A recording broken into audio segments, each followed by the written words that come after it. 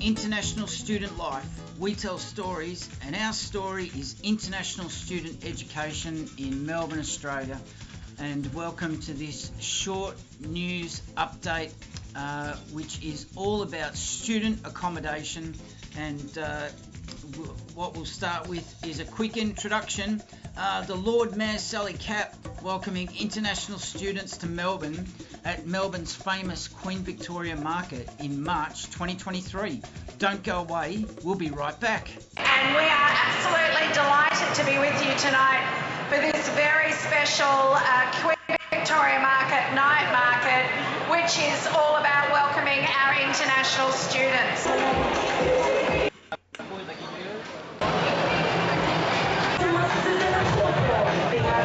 Students over the last 3 years, and we've also been so grateful to those who stayed for persisting and showing so much resilience.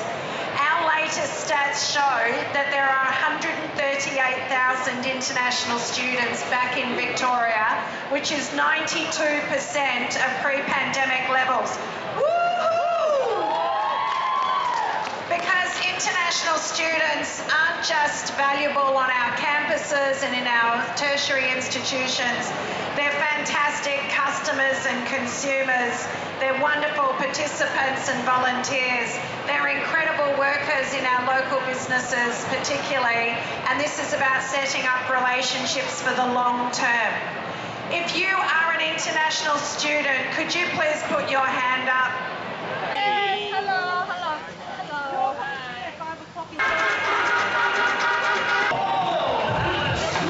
What sort of music we're going to have tonight?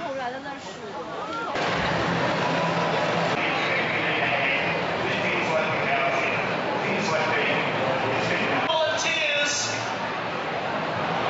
to compete.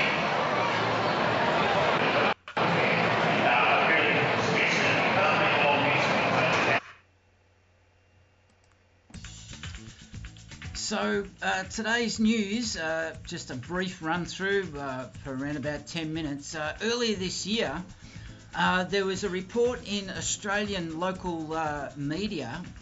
Some international students are frustrated by a lack of help from universities as they face mind-blowing rents.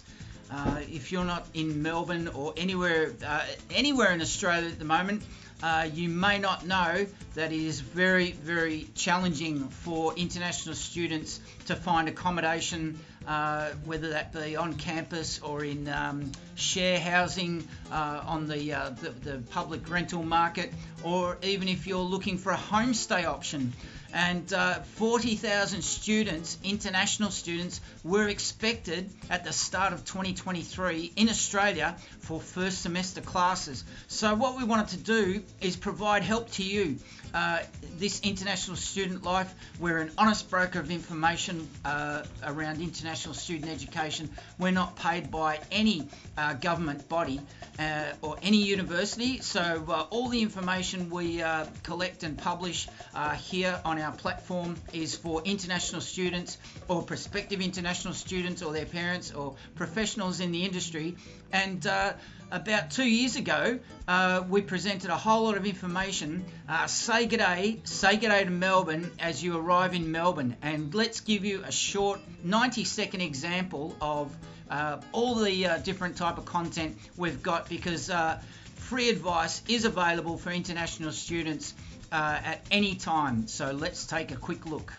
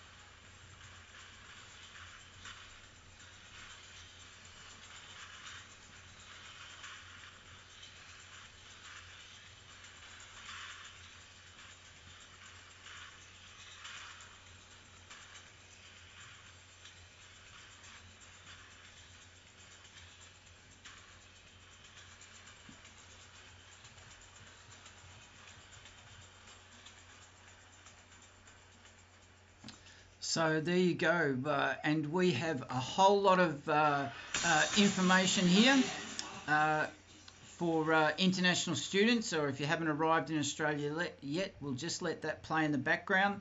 For the moment, we have a lot of content available. If you're looking to settle into life in Melbourne, if you've just arrived here, we'll take this back to the start and just let this run in the background for the time being, and we'll keep it silent because there's a narration over the top of this footage.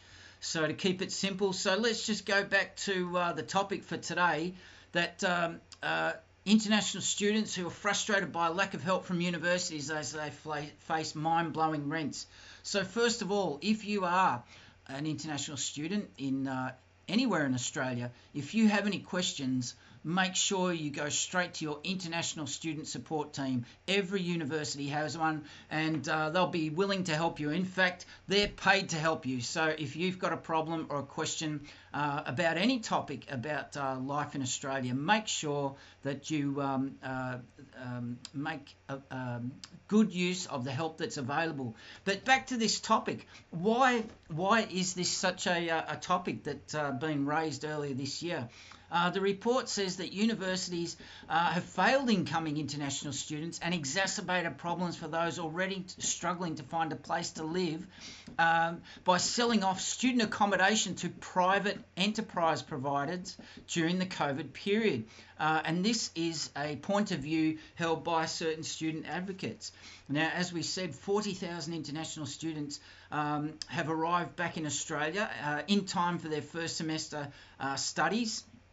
And this is especially earlier this year after the Chinese government announced that they were announcing a snap ban in recognising online degrees obtained from foreign institutions, which affected Chinese students, and students unable to access visas, flights or accommodation.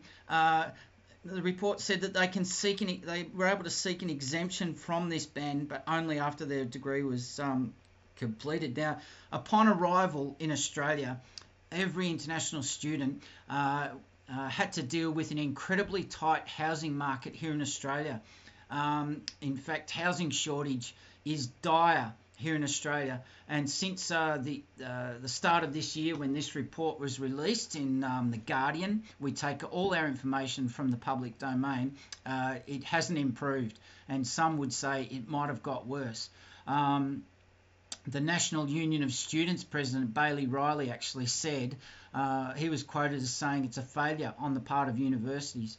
So going through this, we can see that during the COVID period, this report, and we'll put a link below in the description, and it's just talking about a number of universities which sold off a lot of an incredible amount, millions of dollars worth of property during COVID, during 2021, of course, when international students, a lot of them, most of them had to return to their home countries because they weren't able to get any support from the Australian government, unfortunately, and that they couldn't live here without working, which of course we're all in lockdown.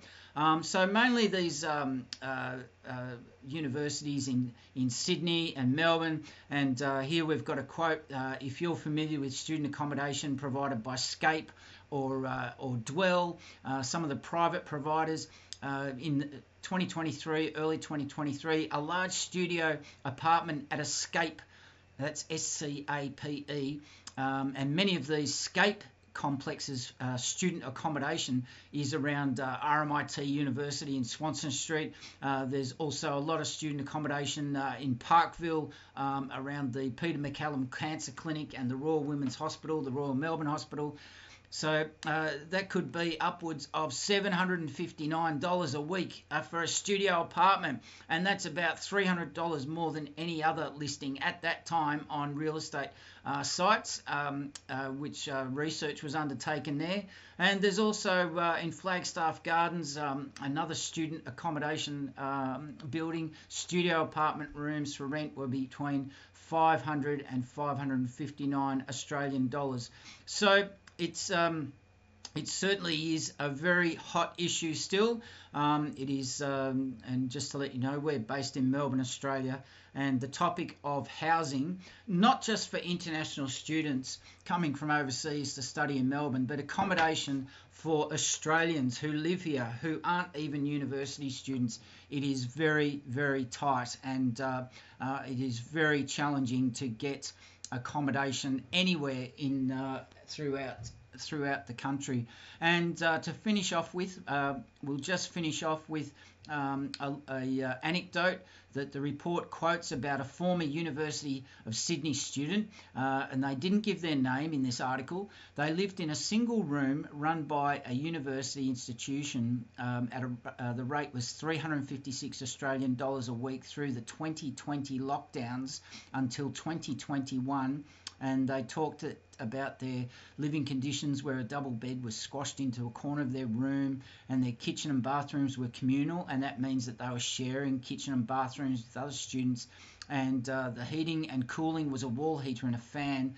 And the student was quoted for saying that the channels, the availability to talk to somebody for feedback was very limited. Their room, they felt, was quite cramped, especially on hot days, and that communal kitchens and bathrooms that everyone shares, international students share with other international students.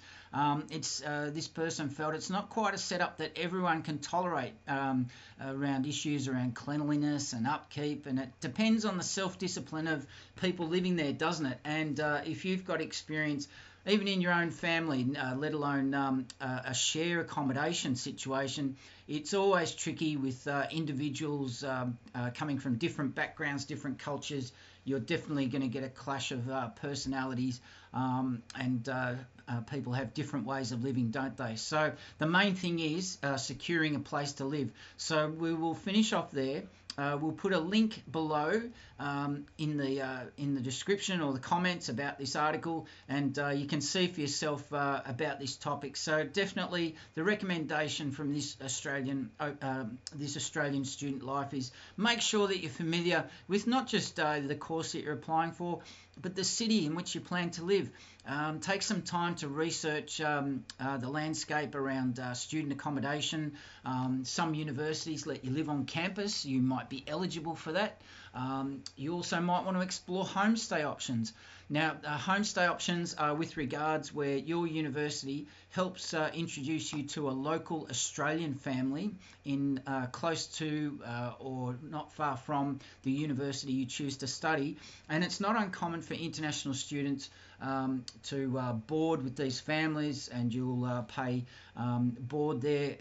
It may be a lesser amount that you'll just be taking a room, and you'll share family meals and family experiences, and that could be a good option for some people. Not everyone, but some people, and it's certainly not uncommon. So that's all for now, and we would like your feedback, but before we do that, let's just take a short break, and we'll have a look at Victoria University's new campus that was opened last year, the new Tower campus, in Queen Street, Melbourne. So don't go away. We'll be right back.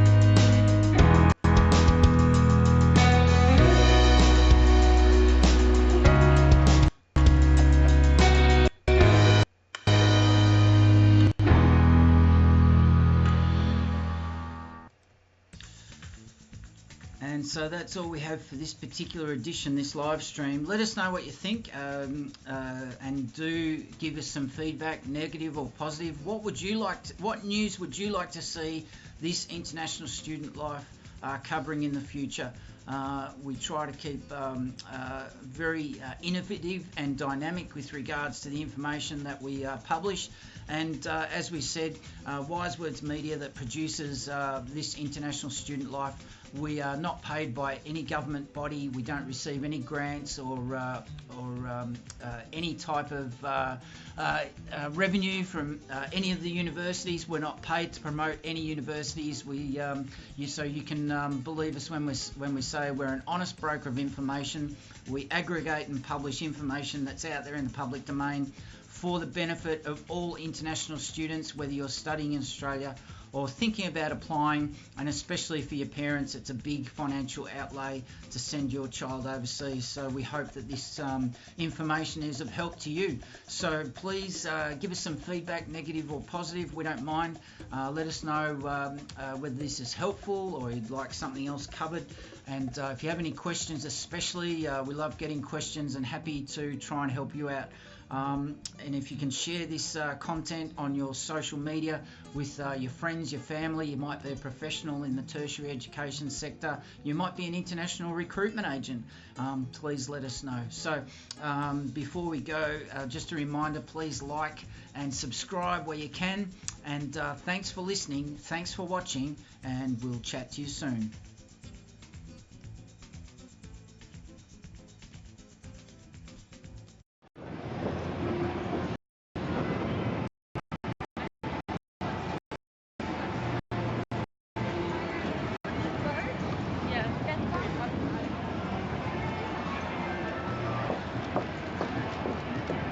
So that's all in this episode. We've somehow managed to fit all the information in. The other thing I would like to say, and just remind you, is that this channel is, we are based in Melbourne, Australia. Wise Words Media has a lot of experience in international student education, creating marketing, video and audio content for international students. We also have a lot of experience settling people from overseas into life in Melbourne since 1979. We love showing off Melbourne, and we love helping people get familiar with everything this city has to offer. So make sure that you make the fullest of everything life in Melbourne has to offer through your university. Your International Student Support Team has many activities throughout the year, not just orientation week. There's many things to take advantage of, many clubs and societies. And if you're a student whose language, English, is a second language, don't stop yourself and be anxious about joining in. Get involved, practice your English, find conversation clubs, and we'll wrap it up there. You've been listening to This International Student Life. We're based in Melbourne, Australia, and we want to thank you for joining us in this episode, and make sure that you subscribe, hit the notification bell. You don't have to pay anything. It's free to listen, free to watch, and we'll see you in the next episode. Bye for now.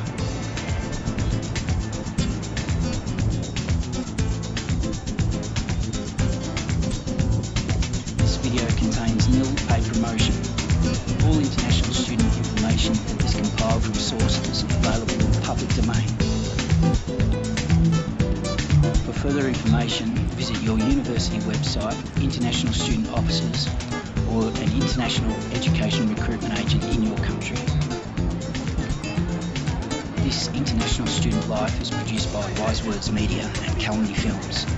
We accept no responsibility for any errors or omission of information in this video.